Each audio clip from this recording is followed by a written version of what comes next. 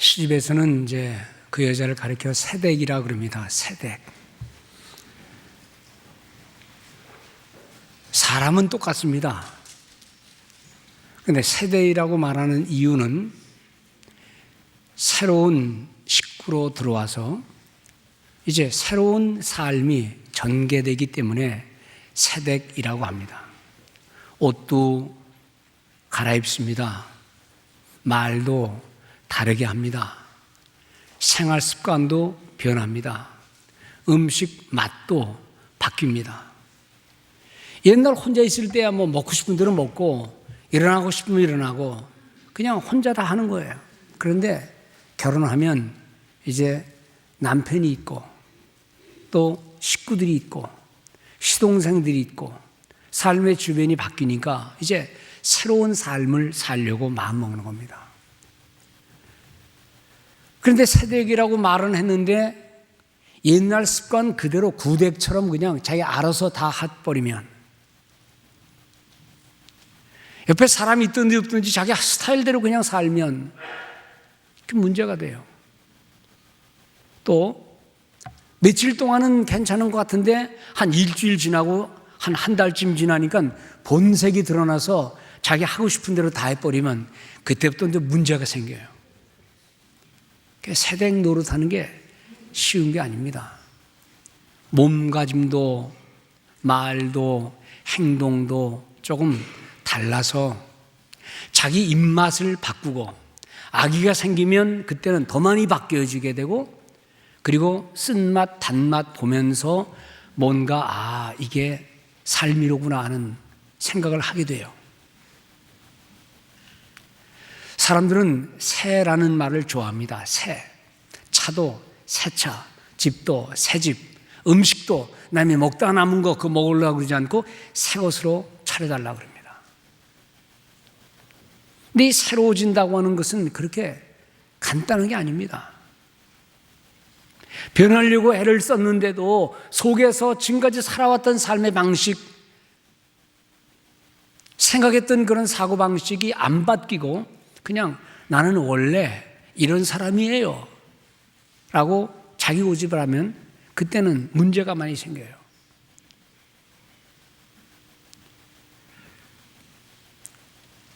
우리의 삶의 모습, 자녀들이 상급받게 진학해서 옷만 바꿔 입고 키는 점점 커지고 덩치는 좋은데 이 속이 뭔가 새로워지지 않으면 이놈아 좀 속 좀 바꿔라, 속 좀 차려라 라고 말을 해요. 예수 믿는 우리 모든 성도님들, 우리의 새로움은 어떻게 뭘 위해서 그렇게 변해야 될 것인가? 교회 예배당 자리에 앉아 있는다고 해서 다 새로워지는 것은 아니더라고요. 말을 다 듣는 것 같지만 하나님 말씀을 다 경청하는 것 같지만 그것이 삶의 중심에 자리 잡지 못하면 교회당 안에서는 아멘인데 나가서는 아니더라고요.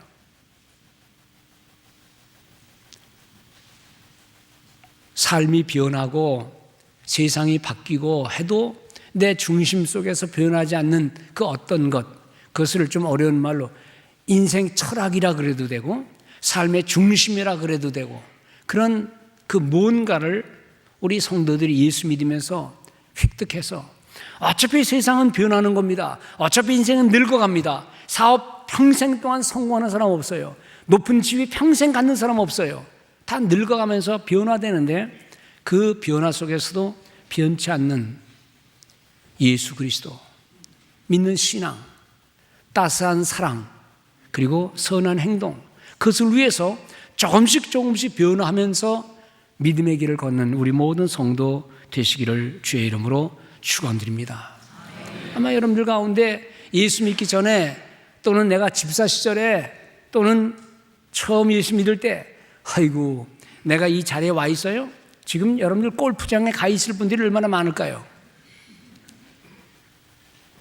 교회 안 다니셨으면 지금 퍼져서 잠을 푹 자고 싶은 그런 마음 있는 분이 없지 않아 있을 거예요. 그런데 예수 믿다 보니까 골프장 대신 교회에 와 있고 잠 퍼자는 것 대신 교회 와서 찬양대 하느냐고 일찍 들어오고 아멘 했는데요, 그 정도 말고 이제 몸뚱아리가 내가 여기 와 있다 그 정도 말고 아예 인생 철학이 바뀌고 내 삶의 목표가 바뀌고 그런 데까지 나가는 진정한 변화 여러분 가운데 있기를 주의 이름으로 축원을 드립니다. 그것을 오늘 설교의 제목처럼 속사람의 새로움입니다. 예수의 생명이 우리의 속에서 나를 변화시키는 거예요. 근데 겉과 속이 똑같다면 얼마나 좋을까요? 근데 대개 겉과 속이 다 달라요. 목사도 그렇고 장로도 그렇고 권사 집사도 그렇고 이게 다 달라요. 그것이 우리 인생입니다. 겉과 속이 똑같다 그러면은요, 아마 그건 천사의 수준일 거예요. 늘 말해놓고 후회하고 행동하고 후회하고 내가 가지 말았어야 되는데 근데 갔어요. 그것이 우리 인생의 모습이에요. 그러나 위로가 되는 거는요, 위대한 믿음의 사도 바울이 행했던 고백을 보면 야, 바울도 그랬구만. 로마서 7장에서 그는 이렇게 말합니다. 내가 한 법칙을 깨달았다. 곧 선을 행하기를 원하는 나에게 악이 동시에 내 속에 있다. 내 속사람으로는 하나님의 법을 즐거워하는데 내 육신 지체 속에서 또 다른 법이 있다. 그래서 그것이 서로 싸워서 죄가 이겨서 나를 죄의 사람으로 만드는 거로구나. 이 고백을, 고통을 얘기하면서 바울이 로마서 7장 24절에 오호라 나는 곤고한 사람이로다. 이 사망의 몸에서 누가 나를 건져내랴. 아주 적나라한 자기 표현입니다. 예수 믿기 전의 표현이냐 예수 믿은 이후의 표현이냐 논쟁이 있지만 여러분 그 논쟁할 필요 없어요. 그것은 예수 믿기 이전에도 물론 그랬고 때로는 예수 믿기 이후에도 끊임없이 주님을 바라보지 않고 끊임없이 은혜를 추구하지 않는 한 우리는 이런 육신의 모습, 죄의 법을 따를 수밖에 없는 죄인인 것을 우리가 인정하기 때문입니다. 겉사람, 속사람, 이게 문제예요.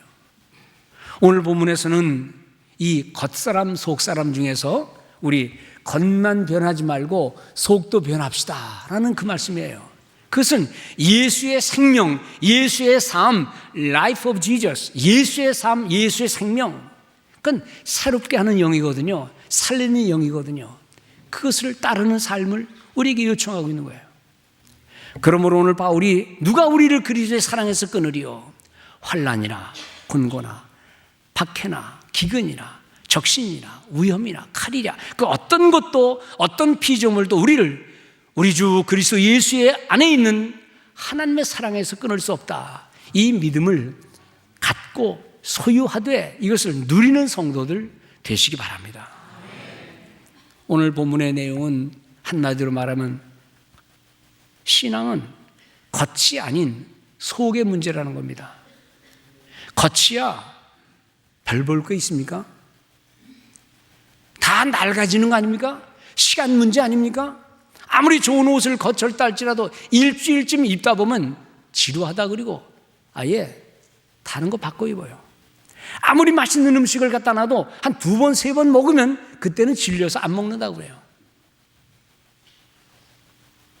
오늘 속의 변화 없이는 우리는 하나님의 은혜에 사랑받을 만한 도구가 되지 못하기 때문에 겉이 아닌 속으로, 그래서 겉으로 낙심하지 마라. 오늘 이 본문의 내용은 낙심하지 마라는 거예요. Lose heart, do not lose heart. 낙심하지 마라. 눈에 보이는 거 그건 잠깐이라는 겁니다. 보이지 않는 것 그건 중요하다는 겁니다. 근데 우리가 눈이 있기 때문에, 귀가 있기 때문에 들리는 것이 다인 줄 알고 눈에 보이는 게 다인 줄 알고 우리는 영적인 존재로서의 삶을 잃어버리고 산다는 거예요. 오늘 고린도후서 4장에서 본문 5절 읽기 전에 4절에서는 영적인 안목을 가지고 있어야 된다는 거예요. 우리가 살아가는 삶의 주변은 극심한 영적인 혼돈의 시대 속에서 미혹의 영이 온 성도들과 교회를 휘잡는 사탄 마귀의 악한 역사들이 얼마든지 있다는 사실을 기억하면서 성도로서의 자세를 지니고 살아라 이 말입니다. 그러기 위해서 오늘 본문은 예수의 생명을 10절과 11절에서 예수의 생명, 즉 살리는 영, 새롭게 하는 영, 뭔가 변화의 영을 우리에게 요구하는데 우리는 과연 이 말씀에 얼마나 응답하고 살아가느냐. 새로워진다는 게 간단한 게 아니더라고요. 청송 감호소에서 오랜 세월 동안 있다가 이제 그래도 은혜를 입어서 나온 사람이 있어요. 한 20여 년간 감옥살이 하다가 마지막 청송 감호소에 갔어요. 그러다가 거기서 감옥에 늘 오는 예수 믿는 사람들의 아름다운 목소리, 말씀, 기도 듣고 거기서 변화를 받았어요. 제가 만든 조그만 책자가 어떻게 거기까지 들어가가지고 그 읽다가 저한테 연락이 왔어요. 목사님 뵙고 싶습니다. 청송이 저 경상도 산쪽 아닙니까? 나는 서울에 있는데 그래서 편지를 보냈어요. 나는 거기까지 갈 시간이 별로 없습니다. 그런데 내가 알기는 청송 감호소에 많은 그리스도인들이 와서 복음을 전한다 그러니 그분들을 만나서 주님을 영접하세요. 그래서 거기서 예수를 영접하고 아예 예배 부장이 됐어요. 죄수지만 예배 부장이 되어서 거기 성가대까지 만들었대요. 그러다가 이제 착실하니까 나온 거예요. 나와서 보니 아무도 없고 빈 손에 배운 것도 없고 고등학교 졸업하고 대학에 떨어져서 재수하다가 그만 조그만 범죄에 걸려서 재수하다가 재수없게 된 인간이에요 이게. 그래가지고 너무너무 속상해서 있다가 이제 나왔어요. 그리고 종로이가를 지나가다가 너무 배고프니까 딱 한 번만, 마지막 한 번만 예식장에 들어가서 배운 이거 도둑질 하려고 들어갔다가 근데 그 당시에 신문에 뭐가 있었는 거 아니? 하도 예식장마다 도둑이 들어와서 예식된 물건 돈이 다 몰래 가져가고 시끄러운 것처럼 해가지고 다 실어가지고 가는 그게 한년 유행이나 봐요. 그래가지고 형사가 쫙 깔린 거예요. 근데 그 친구가 감옥에 있었기 때문에 그런 뉴스를 들어보질 않았으니까 그냥 다 훔칠 거 아니에요 다. 그래서 한번 마지막 하다가 딱 잡혀가지고 다시 청송감호소에 들어간 거예요. 그래서 몇 년간을 지내고 있다가 나와서 저를 만나고 대화하는 가운데 목사님 새로워진다는 게 그게 쉽지가 않더라고요. 감옥에서 그렇게 결심을 했는데 나와서 배고프니까 눈에 딱 보이니까 다 돈처럼 보여서 마지막 한 번 하다가 걸렸습니다. 그 고백을 하더라고요. 어떤 분이 평생 담배를 폈대요. 혈관 질환이 걸렸습니다. 심장 혈관 질환 걸려서 죽기 직전에 병원에 실려가서 혈관을 청소하고 심혈관 질환을 깨끗이 해서 이제 낫는데 의사가 경고합니다. 당신 평생 담배 펴서 그럴 테니까 이 담배를 끊으세요. 담배 또 시작하면 큰일 납니다. 알겠습니다. 고맙습니다. 그리고 모든 병을 다 낫고 이제 좀 치료하는 과정에서 병원에 누워있는 사이에 밤중에 가만히 있으니까요. 담배 생각이 나더라는 거예요. 그래가지고 침대에서 나와서 휠체어를 끌고 밖에 나가가지고 사람한테 돈 줘가지고 담배 사와라 그래가지고 하루에 한 갑, 두 갑을 그냥 또 피워댄 거예요. 의사 선생님이 가끔 들려서 진료하는데 이상하거든요. 분명히 나아야 되는데 이게 점점 이상해지거든요. 그래서 간호사 불러서 이 사람 뭘 먹냐, 음식이 뭐냐 다 조사를 했더니 아무 이상이 없어요. 밤에 나가서 담배 피는 걸 알았어야죠. 나중에 이 골초를 못 끊고 다시 또 줄담배 핀다는 사실을 알고 의사가 손을 딱 놓고 나가시오. 당신 같은 사람은 죽어도 싸요. 관심 두지 마세요. 여러분들 새로워진다는 게요. 그게 간단한 건 아니에요. 더구나 술, 담배 끊는 정도가 아니라 마음으로 새로워져서 인생의 새로운 길을 발견하고, 이 세상은 변화가 없어요. 똑같아요. 그러나 마음의 변화, 어떻게 되는 겁니까? 예수가 내 인생의 주인이다 의식입니다. 그리고 주님이 나를 도우신다는 이 성령의 의지에서 기도하고 영적인 게으름을 치우고, 날마다 주님과 동행할 때 하나님께서는 그런 인생을 새롭게 하실 줄로 믿습니다. 여러분들 예수 믿는다고 병 안 걸립니까? 예수 믿으면 사업 다 잘 나갑니까? 예수 믿으면 늙지 않습니까? 다 똑같은 세상에서. 그래서 옛날 신앙의 사람들은 늙어가면서도 주님을 섬겼고, 더 성숙하게 섬겼고, 질병 속에서 하나님을 찬양했고, 죽음의 자리에서도 하나님께 영광을 돌리는 삶을 살았어요. 그것이 예수를, 하나님을 내 주인으로 모시는 종의 삶이요, 말씀에 순종하는 종의 삶인 줄로 믿습니다. 고난 중에도, 박해 중에도, 어려움 중에도, 가난 중에도 비록 성화라는 것이, 거룩한 삶이 긴 인내의 과정이 요구되는 것이긴 하지만, 그 긴 인내의 과정 순간순간마다 하나님의 은혜를 받을 때에 우리는 그 모든 연단의 과정을 통하여 하나님 중심의 삶을 살릴 수 있을 줄 믿습니다. 그러면 엄마 아빠가 애들이 많은데 밥을 먹일 거 생각해 보세요. 하루에 밥 먹고 씻는 시간과 밥그릇 닦는 것만 계산해 보세요. 저는 혼자 밥을 자주 먹는데도 그저 차려 먹다 보면 혼자서 10개 이상의 그릇을 갖다 놔요. 그러면 그 10개를 씻으려면 보통 시간이 아니에요. 그렇게 3번을 먹어요. 식구들이 있으면 늘어놓는 게 많습니다. 여자가, 부인이 또는 애기 엄마가, 똑같은 말입니다. 여자입니다. 평생 동안 내가 애들을 위해서 밥그릇 이렇게 많이 청소해야 돼? 하루에도 2번씩 3번씩 밥그릇 차려놓고, 이거요 여자 늘은 노릇 못해요. 평생 음식 만들어 놓고 밥그릇 씻고 닦고 채우고 또 씻고 닦고 채우고 어떻게 합니까? 계산해 보세요. 하루에 30개의 그릇을 씻는다 그러면 1년에 몇 개예요? 10년 몇 개예요? 야, 못하겠다. 그리고 여자 되기를 포기하고 엄마 되기를 포기해요. 근데 하나도 걱정 없어요. 왜냐하면 그 순간순간마다 애들이 사랑스럽고 음식이 맛있고 남편이 잘 먹어주고 나도 맛있고, 그러니까 그냥 하는 거예요. 계산해보면 도무지 할 수 없는 그 그릇 숫자지만은요, 매일매일 먹는 게 재미있잖아요. 애들이 잘 먹잖아요. 근심 걱정 세상에 살면서 그거 걱정하지 마세요. 그냥 순간순간 하나님이 동행하시면, 순간순간 삶의 믿음 가운데 삶을 인도하다 보면 모든 것 다 해결될 줄로 믿습니다. 제가 어떤 글을 보다가 재미있는 얘기예요. 이게 남 얘기가 아니에요. 나이 들면 잊지 말 것. 몇 살인지는 말을 안 하는데 나이 들면 잊지 말 것. 첫째, 약봉지 챙겨라. 둘째, 돋보기 챙겨라. 셋째, 지팡이 늘 옆에 둬라. 네 번째, 보청기 빼지 마라. 다섯 번째, 특히 틀니는 꼭 챙겨라. 그 얘기 들으면서요, 이게 남 얘기 아니에요. 다 우리 얘기예요. 우리 얘기. 이 다음에 다 우리 당할 거예요.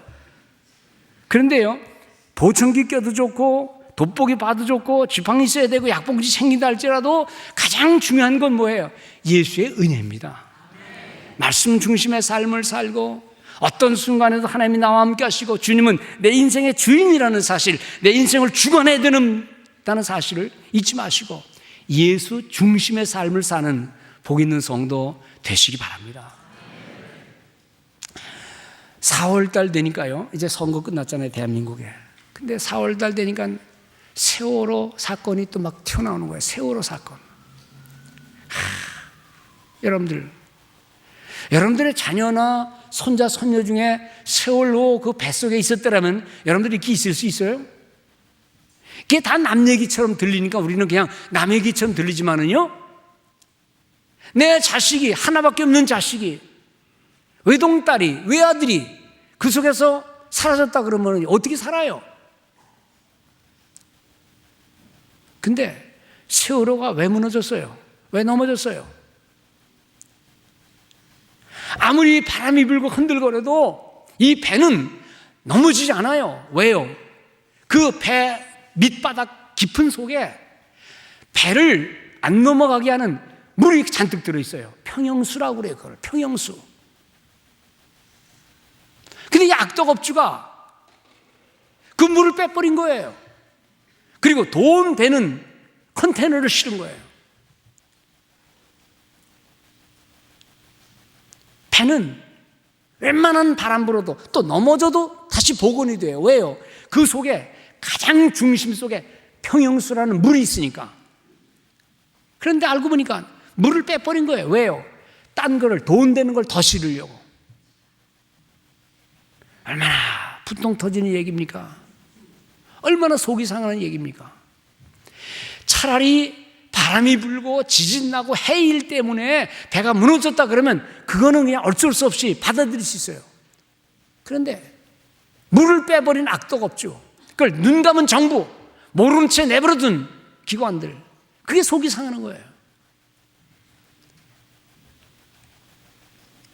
돈 되는 컨테이너, 돈 되는 사람들, 돈 되는 물건은 잔뜩 싣고 그 배를 복원시켜야 할 물이 없으니까.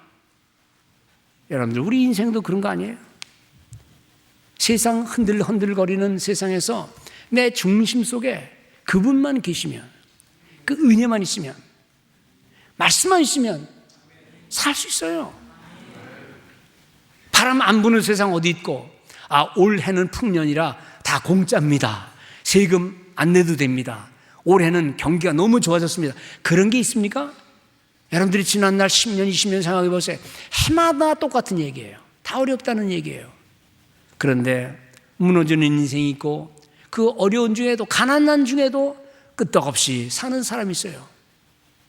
중심 속에 예수 집어넣고 중심 속에 하나님의 은혜를 추구하고 말씀 중심의 삶을 살면 어차피 인생은 늙어가는 거, 병드는 거, 그리고 죽을 거. 그래서 저는 말하기를, 눈에 보이는 걸 중요하게 생각하지 마세요. 눈에 보이지 않는 것이 더 중요한 거 많습니다. Do not fix your eyes on what is sin. Fix your eyes on what is not sin. 보이지 않는 거. 신앙의 세계는요, 다 그런 거예요. 인간의 마음은 다 그런 거예요. 하나님의 은혜 가운데 머무는 우리 모든 성도 되시기를 주의 이름으로 축원을 드립니다. 로마서 8장에서 뭐라 하는지 아세요? 성령도 우리의 연약함을 도우시나니, 우리 힘으로 사는 게 아니라 The Spirit helps us in our weakness. 우리의 연약함 가운데도 하나님이 도우신대요. 주의 도우심을 의지하며 연약한 인생 다 고백하면서 하나님, 필요한 것은 주의 은혜입니다. 시편 121편에 말하죠. 내가 산을 향하여 눈을 들리라. 내 도움이 어디서 올꼬? 내 도움이 천지를 지으신 여호와에게서로다 라는 말입니다. 창세기에 보면, 창세기 13장에 아브라함과 롯에 관한 얘기 있습니다. 삼촌 아브라함, 믿음의 사람이에요. 롯 조카인데 믿음도 없어요. 그런데 같이 따라다니면서 하나님이 아브라함을 축복해 주시니 그 축복을 나눠 먹다 보니까 롯도 거부가 됐어요.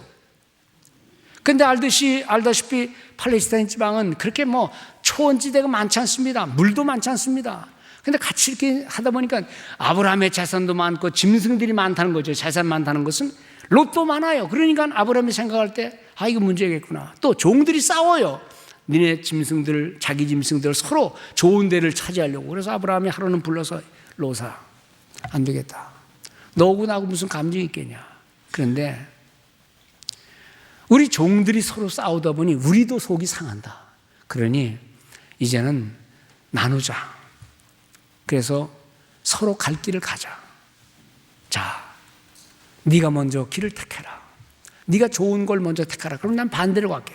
네가 동쪽으로 가면 난 서쪽으로 갈게. 네가 남쪽 가면 나는 북쪽으로 갈게. 아주 착한 아저씨예요. 그때의 롯이, 삼촌 무슨 말이에요? 우리 같이 갑시다. 그랬어야 되죠. 또는 그동안 참 나가 은혜 많이 받았는데 삼촌이 먼저 좋은 길 택하세요. 그럼 난 반대로 갈게요. 그랬어야죠. 근데 롯이 성경에 보니까 롯이 이렇게 눈을 들어 보니까 저쪽에 멋있는 게 있어요. 보니까 물이 많고 초원지대가 있는 게 보여요. 그래서 롯이 그걸 택해서 가는 거예요. 삼촌은 물론 반대로 갔겠죠. 그게 뭡니까? 소돔, 고모라 땅이에요. 보이는 너무 목초지가 좋고 물이 넉넉하고 하나님께서 소돔 고모라를 심판하기 전이었어요. 영적으로는 죄가 많은 곳이에요. 그런데 롯은 믿음 없으니까 관계없어요. 그냥 좋은 땅을 찾아간 거예요. 얼마 후에 온 땅이 어떻게 됐는지를 아실 겁니다. 우리가 눈에 보이는 좋은 곳, 그래요. 우리가 때로 학군 좋은 곳, 살기 좋은 곳, 아름다운 곳 다 찾아야죠. 그런데 거기서 잊지 말아야 할 것은 영적인 안목을 가지고 우리의 자녀들을 믿음으로 키워야 되겠다, 우리 가정이 믿음으로 살아야 되겠다, 내가 믿음으로 살아야 되겠다는 이 영적인 안목을 꼭 잊지 말고 좋은 곳을 찾아가시는 우리 모든 성도들 되시기 바랍니다. 영혼의 부요를 위해서, 영혼의 든든함을 위해서 주님 앞에 내 자리를 내어드리고 도우시는 은혜를 힘입는 우리 모든 성도들 되시기를 바랍니다. 종말의 세상, 점점 어두운 세상, 사람은 뭐 하나만 있으면 다 갑니다. 자기의 유익을 위하면 이것저것 의리도 부모도 자식도 없어요. 그러나 그런 자리 속에서 하나님, 주님이 내 모든 판단의 중심이 되십시오. 말씀과 은혜의 장소를 찾아가는 우리가 되게 해주십시오. 기도하면서 변화를 받되 이런 겉딱지 변화가 아닌 속의 변화, 생명의 소중함, 예수 중심의 삶을 살아가는 우리 모든 성도 되시기를 주의 이름으로 축원을 드립니다.